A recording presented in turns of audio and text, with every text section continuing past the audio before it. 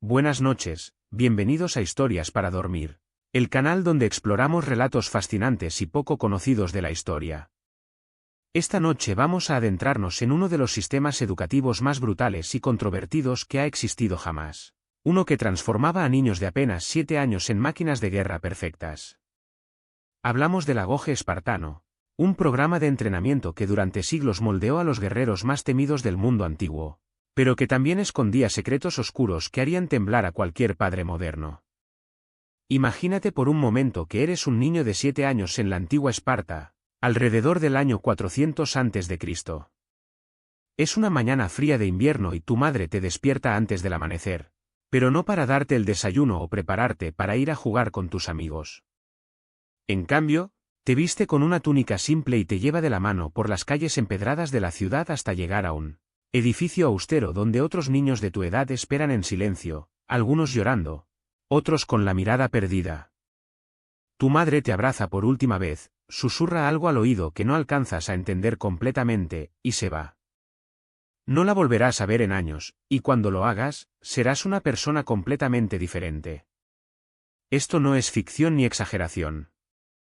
Era la realidad cotidiana para miles de niños espartanos durante más de 5 siglos. El sistema conocido como Agoge, que literalmente significa crianza o educación, era mucho más que un simple entrenamiento militar. Era un proceso de transformación completa del ser humano, diseñado para eliminar toda debilidad, toda compasión innecesaria, toda individualidad que pudiera interferir con la máquina de guerra perfecta que Esparta necesitaba para sobrevivir en un mundo hostil. Pero para entender realmente la brutalidad de este sistema, necesitamos retroceder aún más en el tiempo, hasta el momento mismo del nacimiento. En Esparta, no todos los bebés tenían derecho a vivir. Cuando nacía un niño, no era llevado inmediatamente a los brazos amorosos de su madre. En cambio, era presentado ante un consejo de ancianos llamado la Gerousia, hombres curtidos por décadas de guerra y entrenamiento que examinaban al recién nacido con la frialdad de un veterinario inspeccionando ganado. Los ancianos buscaban cualquier signo de debilidad o deformidad. Un brazo ligeramente torcido, una pierna más corta que la otra, cualquier característica que pudiera sugerir que el niño no sería capaz de convertirse en un guerrero perfecto. Si el bebé no pasaba esta inspección, su destino estaba sellado. Era llevado a las laderas del monte Taigeto, donde era abandonado a los elementos. Los espartanos creían que si los dioses querían que el niño viviera, encontrarían la manera de salvarlo. Por supuesto, esto rara vez ocurría. Pero incluso aquellos bebés que pasaban la primera prueba no estaban seguros. Durante los primeros años de vida, eran sometidos a un régimen de endurecimiento que comenzaba prácticamente desde el momento en que podían caminar. Las madres espartanas no mimaban a sus hijos como hacían las mujeres de otras ciudades griegas. En cambio, los bañaban en vino en lugar de agua, creyendo que esto fortalecería sus cuerpos. Los dejaban llorar durante horas sin consolarlos, para que aprendieran a no depender de la compasión de otros. Los alimentaban con porciones escasas y los exponían deliberadamente al frío y al calor extremos. Una práctica particularmente perturbadora era la de dejar a los niños pequeños solos en la oscuridad durante horas, a veces en cuevas o sótanos, para que perdieran el miedo a la oscuridad y a la soledad. Las madres espartanas se enorgullecían de criar hijos que no lloraban, que no se quejaban del hambre o del frío, que no buscaban consuelo cuando se lastimaban. Era una preparación psicológica para lo que vendría después. Cuando el niño cumplía 7 años, llegaba el momento de la separación definitiva. El día en que era llevado al Agoge marcaba el final de su infancia y el comienzo de una transformación que duraría los siguientes 13 años de su vida. Los niños eran divididos en grupos llamados Bagelai, que significa literalmente rebaños, un término que no era casualidad. Los espartanos veían a estos niños no como individuos con personalidades únicas, sino como materia prima que debía ser moldeada y formada según las necesidades del Estado. Cada grupo estaba bajo la supervisión de un joven de 20 años llamado Iren, quien había completado recientemente su propio entrenamiento y ahora tenía la responsabilidad de transformar a estos niños en guerreros. Pero el Iren no era un maestro en el sentido tradicional. Era más bien un supervisor cruel cuyo trabajo era identificar y eliminar cualquier signo de debilidad o individualidad en sus pupilos. La vida diaria en el agoge comenzaba antes del amanecer. Los niños dormían en barracones espartanos sobre camas hechas de juncos que ellos mismos debían recolectar de las orillas del río Eurotas. Estas camas eran deliberadamente incómodas, diseñadas para que los niños nunca durmieran profundamente y estuvieran siempre alerta. En invierno, se les permitía añadir cardos a sus camas, no para mayor comodidad, sino porque las espinas los mantenían despiertos y endurecían su piel. El desayuno, si es que se le podía llamar así, consistía en una porción minúscula de pan negro y una pequeña cantidad de queso. La comida principal del día era el famoso caldo negro espartano, una sopa hecha con sangre de cerdo, vinagre y sal que era tan desagradable que incluso los adultos espartanos la consideraban apenas comestible. Pero este no era un accidente culinario, era una estrategia deliberada. Los niños debían aprender a sobrevivir con muy poca comida y a no depender del placer de comer. De hecho, la escasez de comida era tan extrema que se esperaba que los niños robaran para complementar su dieta. Pero aquí viene una de las partes más retorcidas del sistema: si un niño era atrapado robando, no era castigado por el robo en sí, sino por haber sido lo suficientemente torpe como para ser descubierto. El castigo por ser atrapado era una paliza brutal que podía durar horas, administrada no solo por los supervisores sino también por los otros niños del grupo. Esta práctica tenía múltiples propósitos psicológicos. Primero, enseñaba a los niños a ser sigilosos y astutos, habilidades esenciales para la guerra. Segundo, los obligaba a competir entre ellos por recursos limitados, eliminando cualquier sentido de camaradería que pudiera interferir con su lealtad al Estado. Y tercero, normalizaba la violencia como una parte natural de la vida diaria. El entrenamiento físico era igualmente brutal. Los niños pasaban horas cada día corriendo descalzos sobre terreno rocoso, hasta que sus pies se endurecían como cuero. Practicaban lucha libre en pozos llenos de arena gruesa que raspaba y cortaba su piel. Aprendían a usar lanzas, espadas y escudos con armas reales que podían causar heridas graves si no se manejaban correctamente. Y de hecho, las heridas eran comunes y esperadas. Un niño que no tenía cicatrices era visto con sospecha, como alguien que no se estaba esforzando lo suficiente. Pero quizás el aspecto más perturbador del agoge era el entrenamiento psicológico. Los niños eran sometidos a humillaciones constantes diseñadas para quebrar su espíritu individual y reconstruirlo, según los ideales espartanos. Eran obligados a caminar desnudos por la ciudad durante festivales religiosos, mientras los ciudadanos los examinaban y comentaban sobre sus cuerpos como si fueran animales en exhibición. Esta práctica, llamada gimnopaidia, supuestamente enseñaba a los niños a no sentir vergüenza por sus cuerpos, pero en realidad era una forma de deshumanización sistemática. Los niños también eran forzados a participar en competencias brutales donde el perdedor enfrentaba castigos severos. Una de estas competencias involucraba robar quesos del altar de la diosa Artemisa mientras otros niños los golpeaban con látigos. El objetivo no era simplemente obtener el queso, sino demostrar que podían soportar dolor extremo sin mostrar signos de sufrimiento. Algunos niños morían durante estas pruebas, y sus muertes eran celebradas como ejemplos de valor espartano. La educación intelectual, aunque existía, estaba completamente subordinada al entrenamiento militar. Los niños aprendían a leer y escribir, pero solo lo básico necesario para entender órdenes militares y comunicarse en el campo de batalla. Aprendían música, pero solo canciones de guerra y himnos que glorificaban la muerte en batalla. Aprendían historia, pero solo las versiones que reforzaban la superioridad espartana y la necesidad de sacrificio personal por el bien del Estado. Una práctica particularmente siniestra era la enseñanza del desprecio hacia los hilotas, los esclavos que constituían la mayoría de la población de Laconia.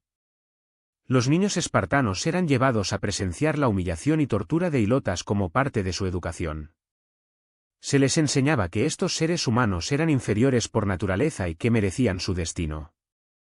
Más tarde, como parte de su entrenamiento avanzado, los jóvenes espartanos participaban en la cripteia, una práctica secreta donde cazaban y mataban hilotas por deporte, como una forma de entrenamiento en combate real.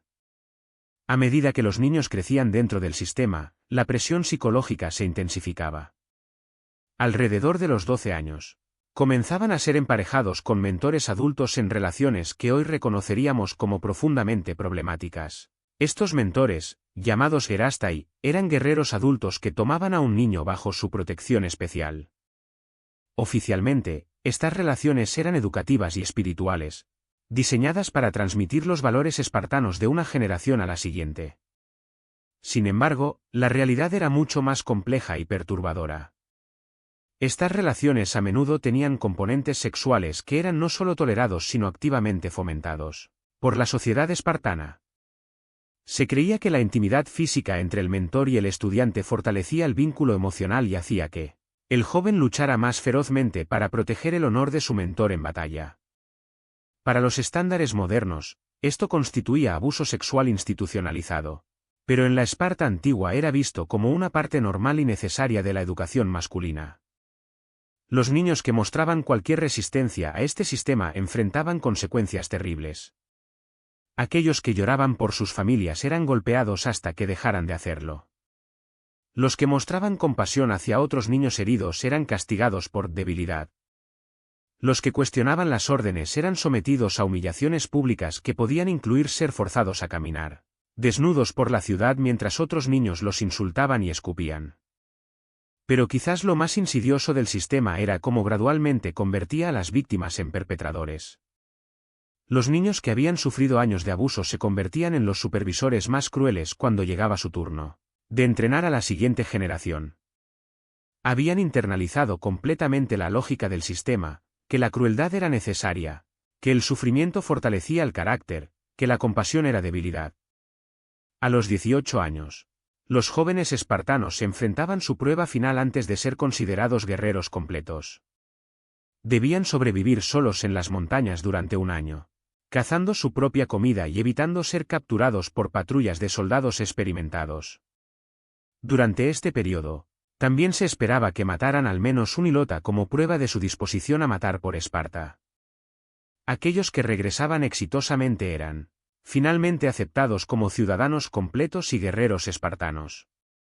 Pero incluso, entonces, su educación no había terminado. Hasta los 30 años, estos jóvenes vivían en barracones comunales, separados de sus familias, continuando su entrenamiento y participando en campañas militares. Se les permitía casarse, pero solo podían visitar a sus esposas en secreto, por la noche, y debían regresar a los barracones antes del amanecer. Esta separación forzada de la vida familiar normal era otra forma de asegurar que su lealtad primaria fuera siempre hacia el Estado espartano. Los efectos psicológicos de este sistema eran profundos y duraderos.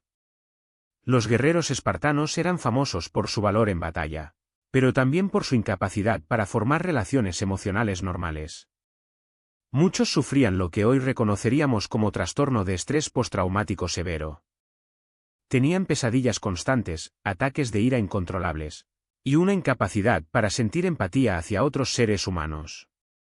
Las mujeres espartanas, aunque no pasaban por el agoge, también eran productos de este sistema brutal. Eran entrenadas desde pequeñas para ser madres de guerreros, y se esperaba que enviaran a sus hijos al entrenamiento sin mostrar emoción. La famosa frase "regresa con tu escudo" sobre él no era solo una expresión poética. Era una instrucción literal que las madres espartanas daban a sus hijos antes de la batalla, indicando que preferían verlos muertos antes que deshonrados por la retirada. Pero el sistema tenía grietas que revelaban su naturaleza fundamentalmente inhumana. A pesar de todos los esfuerzos por eliminar la individualidad y la compasión, algunos niños encontraban formas de mantener su humanidad. Formaban amistades secretas, compartían comida cuando podían, y se consolaban mutuamente en los momentos más oscuros. Estos actos de bondad eran pequeños pero significativos actos de resistencia contra un sistema diseñado para deshumanizarlos completamente. También había aquellos que simplemente no podían soportar la presión. Algunos niños se suicidaban antes de completar su entrenamiento, prefiriendo la muerte a continuar viviendo en tal miseria. Otros sufrían colapsos mentales completos y eran discretamente removidos del programa, convirtiéndose en parias sociales que vivían en los márgenes de la sociedad espartana. El Estado espartano no mantenía registros de estos fracasos, pero las fuentes históricas sugieren que el número era significativo.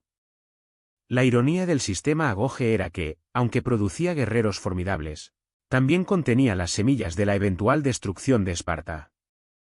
La brutalidad del entrenamiento resultaba en una alta tasa de mortalidad entre los jóvenes, reduciendo constantemente el número de ciudadanos espartanos completos. Además, el sistema era tan rígido que no podía adaptarse a los cambios en la tecnología militar y las tácticas de guerra. Cuando los espartanos, finalmente enfrentaron enemigos que habían desarrollado nuevas formas de combate, como la falange macedonia de Alejandro Magno, descubrieron que su entrenamiento tradicional era inadecuado. Su incapacidad para innovar o adaptarse, resultado directo de un sistema educativo que castigaba el pensamiento independiente, contribuyó significativamente a su declive militar. Más perturbador aún era el costo humano del sistema. Generaciones enteras de niños espartanos fueron sacrificadas en el altar de la eficiencia militar. Sus infancias fueron robadas, sus personalidades individuales destruidas, y sus capacidades para la felicidad y el amor severamente dañadas. Todo esto en nombre de crear una sociedad militarmente superior que, al final, no pudo sostener su propia existencia. Los historiadores modernos han debatido durante décadas si el Agoge debe ser visto como un sistema educativo extremo o como una forma institucionalizada de abuso infantil. La evidencia sugiere fuertemente que era ambas cosas, un método efectivo para crear guerreros, pero también una forma sistemática de trauma que violaba los derechos humanos más básicos de los niños. Las fuentes antiguas, escritas principalmente por admiradores de Esparta como Plutarco, tendían a romantizar el sistema, presentándolo como un ejemplo de disciplina y valor. Pero cuando examinamos estas fuentes críticamente, junto con evidencia arqueológica y testimonios de contemporáneos menos parciales, emerge una imagen mucho más oscura de lo que realmente significaba crecer en la antigua Esparta. El legado del Agoge espartano es complejo y perturbador. Por un lado, demostró que es posible moldear seres humanos en instrumentos de guerra altamente efectivos a través de condicionamiento extremo. Por otro lado, reveló el terrible costo humano de tal transformación. Los niños que pasaron por este sistema pagaron un precio que ningún niño debería pagar, sacrificando su humanidad individual por los objetivos militares de su sociedad. Cuando reflexionamos sobre esta historia desde nuestra perspectiva moderna, es fácil sentir horror y repulsión por las prácticas espartanas. Pero también debemos recordar que cada sociedad tiene sus propias formas de moldear a los jóvenes según sus valores y necesidades. La diferencia es una cuestión de grado, no de tipo. El Agoge espartano representa un extremo en el espectro de la educación autoritaria, pero no es completamente ajeno a prácticas que han existido en otras culturas y épocas. La historia de los niños soldados de Esparta nos recuerda que la línea entre educación y abuso, entre disciplina y crueldad, entre preparación para la vida y destrucción de la infancia, puede ser más delgada de lo que nos gustaría admitir. Es una historia que nos obliga a cuestionar nuestras propias prácticas educativas y a considerar cuidadosamente el precio que estamos dispuestos a pagar por nuestros objetivos sociales y políticos. Al final, el Agoge espartano fue tanto un triunfo como una tragedia, un triunfo de ingeniería social que logró sus objetivos militares, pero una tragedia humana que destruyó innumerables vidas individuales en el proceso. Es una historia que debemos recordar no para glorificar la dureza espartana, sino para entender las consecuencias terribles que pueden resultar cuando una sociedad decide que sus objetivos colectivos son más importantes que el bienestar de sus niños. Y con esta reflexión, llegamos al final de nuestra exploración de uno de los capítulos más oscuros de la educación antigua. La próxima vez que escuches sobre la disciplina espartana o el valor de los guerreros de Esparta, recuerda a esos niños de 7 años, separados de sus familias y sometidos a años de brutalidad sistemática, y pregúntate si cualquier objetivo militar o social puede justificar tal sacrificio de la inocencia humana.